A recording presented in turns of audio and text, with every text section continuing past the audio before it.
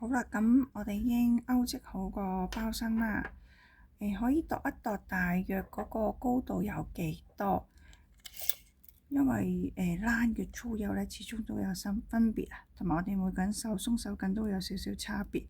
咁我呢度咧，我哋睇下我哋嗰個3個長針花樣嗰度，我呢度咧由最底去到個包呢個頂嗰度咧，依家有14cm 啦。咁根據我之前度過啦，要有13cm 或以上咧，我哋嗰個手機袋咧先夠高嘅。所以咧，我依家如果我唔要最後一行咧，其實就未夠13嘅。咁所以咧，我就依家加多一行，就依家有14cm 咯，咁就足夠高啦。我哋依家可以做包袋口嗰個位置啦。咁我哋勾完最後3個長針之後，有一個鎖針，咁就完成係咪呢一圈3長針嘅花樣啦？就去翻第一個長針，即係3鎖針位置嘅頂嗰度做翻個引拔。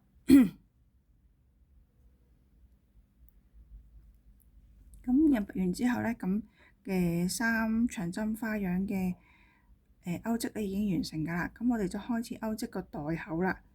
袋口呢就係3行嘅短針。咁首先起一針鎖針，就係起納針嚟嘅。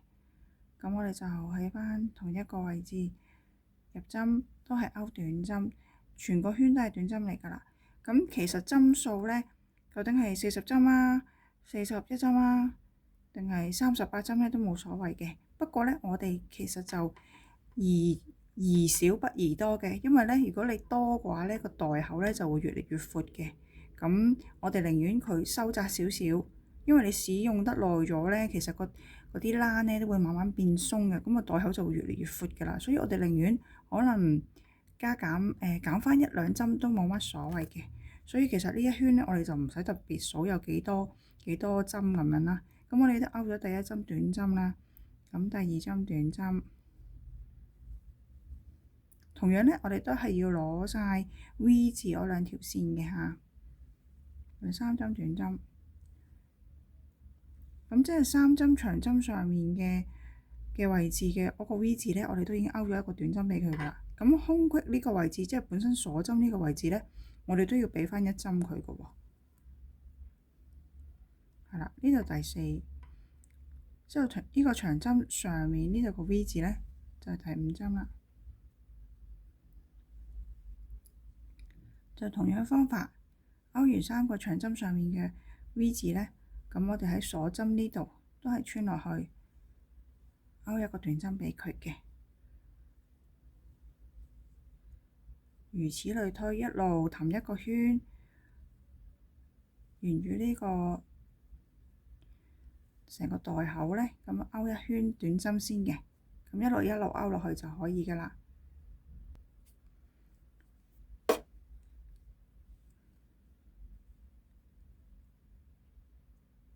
咁勾完鎖針呢個位置呢，有時啲人就會忽略咗呢度，其實仲有一個針目喺度嘅。如果可以想清晰啲嘅話，可以咁樣擰向上嘅，將嗰啲 V 字向上，咁你就肯定知道呢度有一個咯。又或者拉一拉佢，你都會見到呢度有個窿嘅。係啦，呢度有個窿嘅，呢個長針對應上面呢度都有個窿嘅。咁記得就唔好漏咗佢咯喎。如果唔係咧，加埋一個圈可能冇咗10幾針㗎啦。好啦，我哋依家勾到你第一圈嘅最後一個鎖針，我哋呢度都係勾一個短針俾佢啦。咁就去翻第一針嘅上面做翻個引拔啦。咁呢，依家就完成咗第一圈嘅短針。咁我哋就再同樣嘅方法呢，勾多2至3圈啦。咁首先要勾一個鎖針做起納針，又係喺翻第一引拔嗰個位置勾第一個鎖針，勾第一個短針。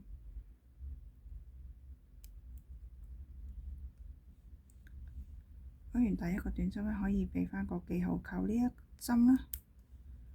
咁之後呢，就繼續啦，都係一個針目勾一個短針，勾完第二圈。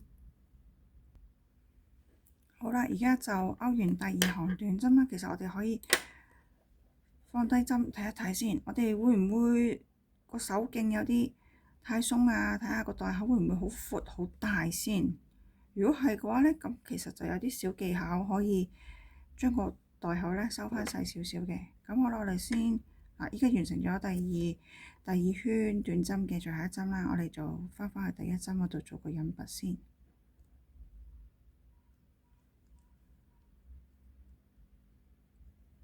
我哋喺第一針嗰度做咗個引拔啦。咁如果我哋第三圈開始啦，我哋而家俾個鎖針做一個起立針先。咁如果我哋要捉咁多針嘅話咧，其實就應該要喺翻引拔嘅針口嗰度入翻第一針，勾第一針短針噶嘛。咁但係如果我哋覺得好似個袋口好闊喎，我想細少少嘅話咧，咁我就唔喺第一針短針嗰度再勾短針啦，我哋就索性跳過佢，因為其實呢度都做咗個引拔㗎啦，我哋冇漏到呢一圈，冇漏到呢一個針目嘅，只不過我哋唔再俾一個短針佢啦，我哋就跳去第二個 V 字嗰度勾第一個短針。咁其實呢度咧，其實自然咧就會少咗一針㗎啦。繼續勾。如果根據翻圖紙咧，我哋第三圈短針咧，其實就應該要再勾直埋嗰個紐嗰條帶嘅。咁但係咧，我哋就要睇一睇我哋勾直出嚟呢個短針呢個嘅高度有幾多先，因為有啲欄真係比較幼，即係好似我手上呢個咧，佢個欄真係比較幼嘅時候，佢勾織出嚟嘅咧，呢個短針咧，呢個闊度咧係比較矮嘅。咁我哋攞粒紐出嚟咧，你度一度咧，呢度係勾咗三行㗎啦，已經其實都係啱啱好9粒紐嘅啫。所以咧，我用呢嚿欄咧係比較幼嘅話咧，我就會勾4行短針嘅。咁但係咧，你哋都要睇一睇翻自己手上面嗰嚿欄勾出嚟嗰個我3行短針其實有幾高咯。如果咧已經比呢粒紐嘅闊度咧再高咗嘅話咧，咁其實已經足夠㗎啦。咁就勾3行就已經可以勾嗰個扣住一粒紐嗰個圈咯。如果唔係咧，就好似我咁，我要勾夠第4行，我先至整一個圈咯。好啦，我而家已經勾完3圈短針，依家勾第4圈短針啦。咁我度過啦，佢都已經夠位俾我擺粒紐啦。咁所以咧，我就會喺呢一圈嗰度就做埋扣住粒紐嗰個圈㗎啦。咁我哋可以攞個軟尺或者攞個尺出嚟度下你個包個口究竟有幾闊啦。咁我呢個就有10 cm 嘅。咁佢中間個位置就大約係5 cm 個位置啦。咁我哋就可以喺呢一個針目嗰度就做一個圈嗰個位置啦。咁就揾個幾號扣標住翻個位置，等我哋勾短針勾到嚟呢度嗰陣時咧，就做嗰個成圈嗰個位置啦。亦都可以咧試下對接個包都得嘅喎。係啦，咁一樣啦，都係差不多個位置啦，係咪？所以喺呢個位置做嗰個扣住粒紐嗰個成圈就 OK 㗎啦。咁我哋就繼續勾短針啦。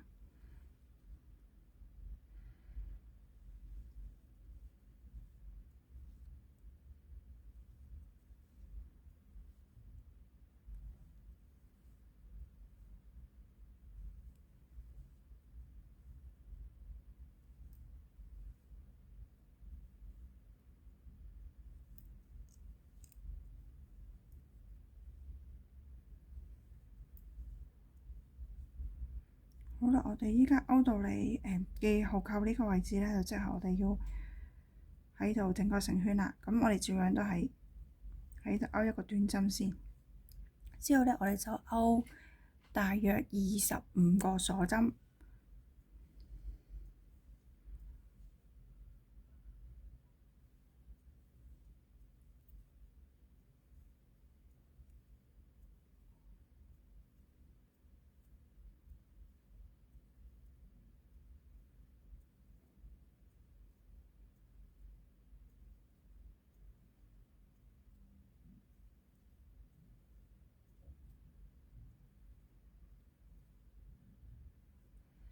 好啦，我呢度勾咗25個鎖針啦，咁但係唔一定話一定係勾25個鎖針嘅喎，因為我哋都要睇下每個人嘅手嘅鬆緊啦，同埋究竟我條線嘅粗幼咧，都會影響咗嗰個圈嘅大細嘅喎。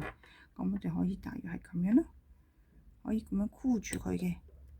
咁我呢度咧，我覺得我應該要再俾多可能三四針鎖針咧，就會鬆動少少嘅。因為咧呢個手機袋我哋係會送俾長者嘅，咁可能佢哋嗰個手指肌肉咧係冇咁靈活啦，所以預鬆動少少咧，咁對佢哋使用上咧可能係會方便啲嘅。好啦，咁我依家加多4針落去啦，咁我哋可以將個圈帶翻落去噶啦，度下啦，足夠長噶啦，其實都係啦。我哋咧就會喺翻同一個針目嗰度做個引拔嘅，引拔就係我哋順翻個圈先，之後咧就將個針喺前面喺包袋嘅正面咧穿翻入去個包底裡面，個包裡面嘅，咁將條線勾翻過嚟，拉一拉緊。咁我哋就將條繩固定咗喺嗰個袋嗰度噶啦。咁呢個記後扣嘅工作亦都完成啦，我哋可以擺埋一邊啦。跟住咧就繼續去勾埋呢一圈短針就可以噶啦。咁但係提大家，你記得唔好漏咗整呢個成圈之後呢一針喎，因為佢哋兩個係比較接近，有時可能睇得唔仔細咧，就會漏咗後面呢一針噶啦。呢度有個 V 字喺度，佢個圈喺度啦。呢度繼續勾短針，咁就勾埋呢一圈咧，咁我哋就大致完成咗個手機袋噶啦。好啦，我哋嚟到最後2個短針，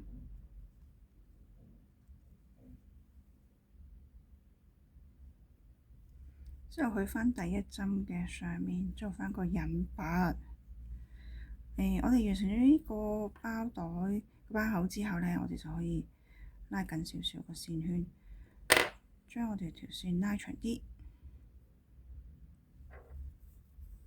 做翻個埋線嘅動作嘅，可以剪線噶啦。咁個袋就大約完成咗噶啦。咁我哋依家就用我哋條嗰支縫合針啦，將條線穿過去。有個小技巧咧，點樣可以將呢個埋線埋得靚啲嘅喎？咁我哋咧，咁我哋個線係向呢個方向，個圈係向呢個方向走噶嘛。我哋就係微微咁樣拉一拉，之後咧就穿過去前面呢度呢個 V 字嘅2條線，喺呢度穿入去，拉一拉，就翻轉頭去翻頭先臨尾嗰一針個 V 字嘅後面呢一條線嗰度穿落去，拉一拉。咁你呢度咧就好似形成咗一個 V 字嘅啦。咁我哋就會好似一個隱形嘅埋線咯，收口咗咯，咁就會唔會咁核突咯，幾靚啊！咁就咧將啲線咧有幾遠咧就穿幾遠，咁就會穩陣好多噶啦。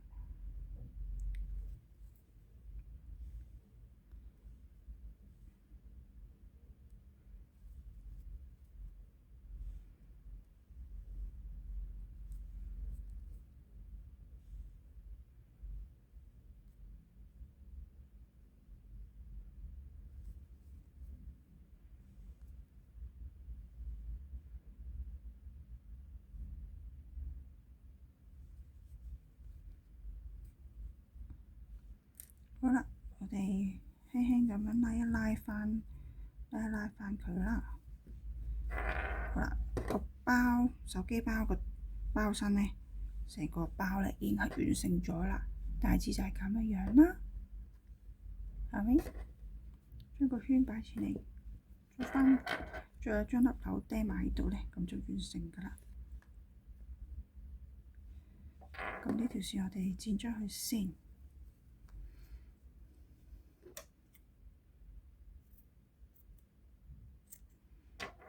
個手機袋咧就個袋嘅勾織咧就完成咗啦，我哋就要勾條包帶啦。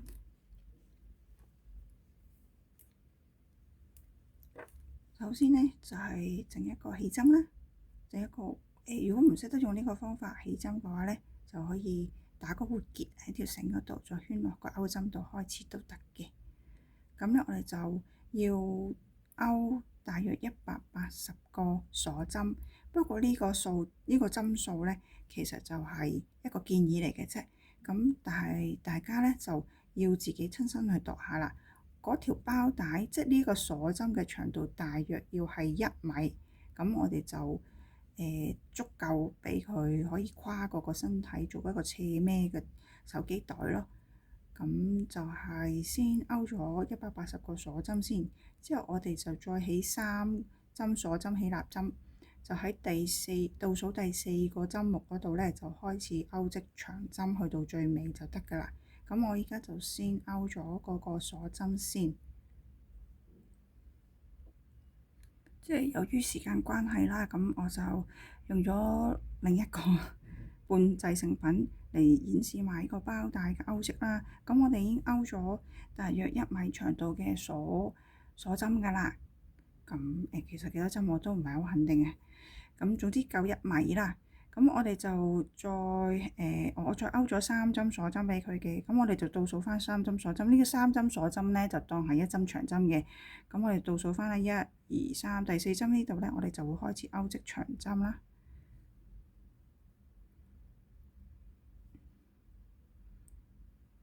之後咧就係每一個針目咧，又係勾織一個長針嘅啫。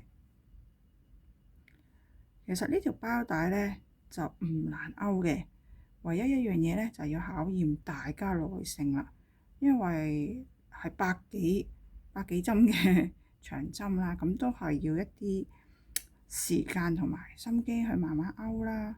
咁咧我哋盡量咧就真係唔好勾少咗喎。如果你勾少咗咧，條包帶就會有個窿噶啦，都幾明顯嘅。同埋咧，你一用耐咗咧，就會好鬆噶啦。所以盡量咧，我哋都會係真係唔好漏任何一個針目咯。咁你可以勾幾針就拉一拉，望下先，會唔會好疏啊？會唔會漏咗針目咯？咁呢家就好睇到佢就係一針跟住一針就冇噶啦。或者我演示下，如果漏咗1針2針嘅話咧，會係點啊？咁呢度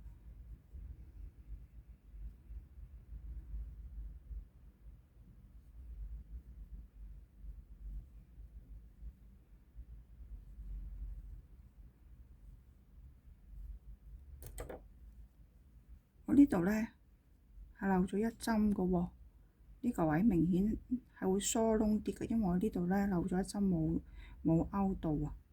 所以一拉開咧，就會見到呢度有個明顯有個好大嘅窿喺度啦。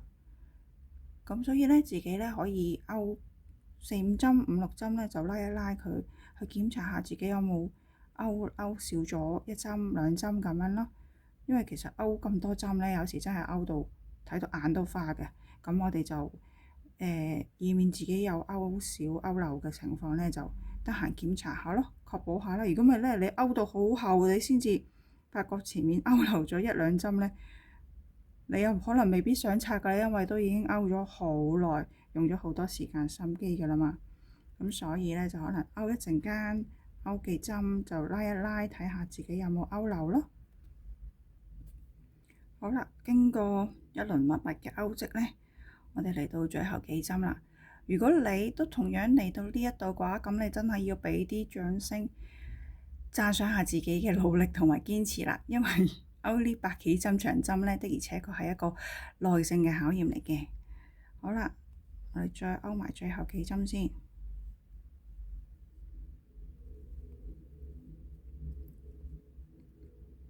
終點在望㗎啦。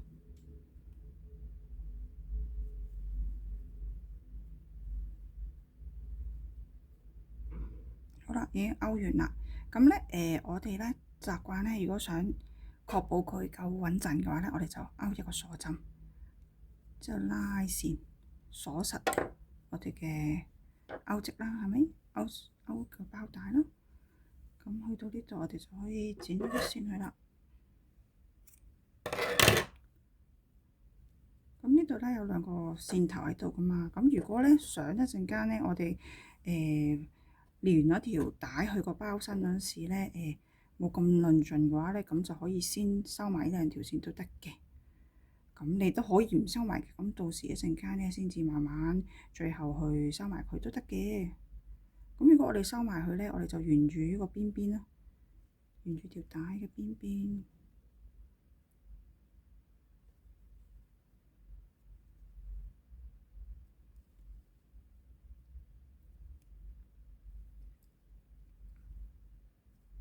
又勾埋入去裡面，慢慢咁收翻起個線頭咯，咁就 OK 噶啦。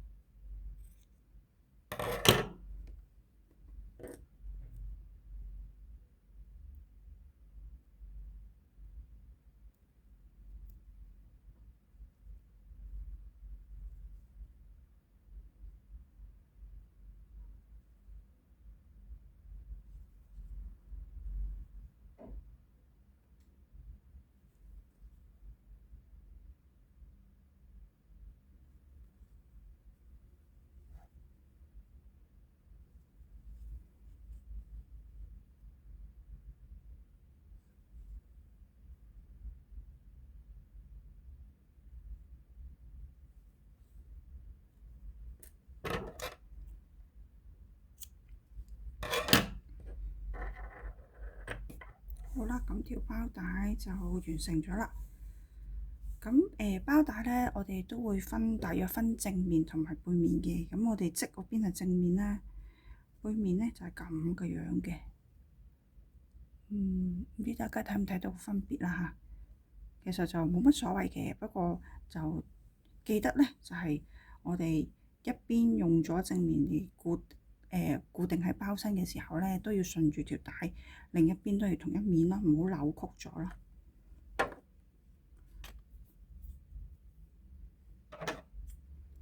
咁我哋就剪一腳欄啦，唔使太長都得噶啦。我哋咧就攞嚟將條包帶咧縫合喺嗰個袋嗰度嘅。冇話邊一個方法係最好，最關鍵一樣嘢咧就係要穩陣。因為咧，如果條包帶咧好容易甩嘅話咧，咁就陣間老人家跌咗，成個袋跌咗咧，咁就大鑊啦。咁我哋揀咗其中一面啦，咁都係一樣，冇話一定要喺邊一個位置落針嘅。咁我哋都係兩邊啦，包帶個兩邊啦。我哋將條帶擺喺裏面先。我哋大約係用第一行長針嚟做我哋嘅入針位置。我哋先穿過咗條包帶，再穿過個手機袋啦。因為佢都有一定闊度嘅，所以咧我哋就可能係揾側邊嘅2至3針嚟做我哋縫合嘅位置咯。咁先拉出嚟啦。咁我哋先唔好拉晒成個線出嚟喎，我哋要穿翻入去先。穿翻入去之後咧，可以微微拉緊佢，就同我哋個線頭打一個結，唔使打太多個結㗎，打一個已經可以嘅。最緊要固定咗佢嘅啫。固定咗佢之後咧，我哋就可以將佢不斷咁來回，將佢縫合喺我哋個手機袋嗰度啦。將條包帶縫合喺我哋個手機袋嗰度啦。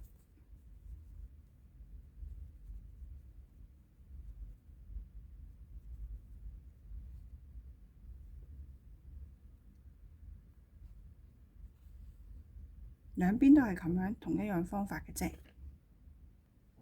好啦，咁來回穿咗幾下之後咧，咁我哋依家可以拉下佢，夠唔夠穩陣啦？如果夠穩陣就 OK 啦。咁我哋可以喺裏面又係將兩條線打個結，之後咧就分別將佢哋埋喺個包袋裏面，好似頭先埋埋歐織完短針之後嗰個方法咁樣，將條線埋喺裏面，咁就可以噶啦。兩邊包帶嘅兩邊都係咁樣縫合喺個袋嗰度，咁就 OK 啦。最緊要就係要穩陣，要確保佢唔係咁容易甩就可以噶啦。好啦，真係嚟到最後一個步驟啦。咁我哋已經將兩條條包帶嘅兩邊都連好咗喺個袋度啦，咁就連埋粒紐咧，我哋就完成噶啦。咁紐嘅位置咧，就喺我哋個線成圈嘅對面啦，係咪？咁都係同樣啦，我哋可以輕輕咁對接個袋，揾翻個大約中間位置喺度啦。咁揾個記號扣喺度得噶啦。咁我哋粒紐咧就連喺呢度啦。咁呢粒紐咧就係一個窿嘅。咁我哋點樣連咧？就先揾一段線先啦，又係喺個縫合針上面。咁我哋就喺呢度3行，我哋喺中間嗰行第2行，由個包嘅裏面穿出嚟。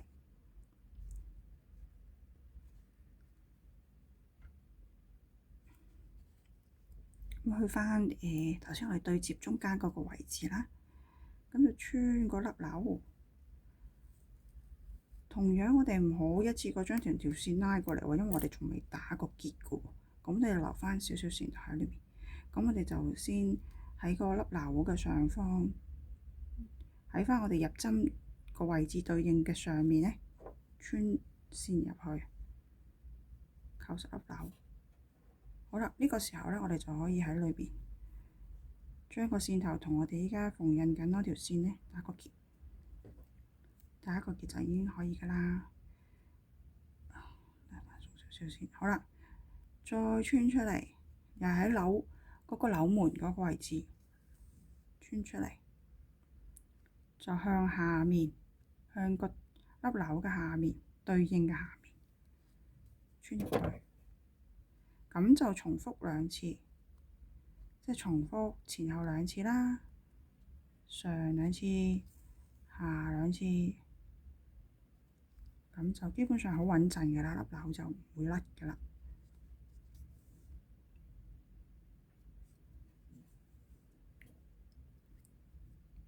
好啦，粒紐已經好穩陣咁樣固定咗喺嗰個袋嗰度噶啦。咁我哋就去翻裡面啦，同樣又係同個線頭打個結啦。咁就跟住就埋線就已經完成噶啦。咁我哋呢個袋，呢個手機袋就大功告成啦。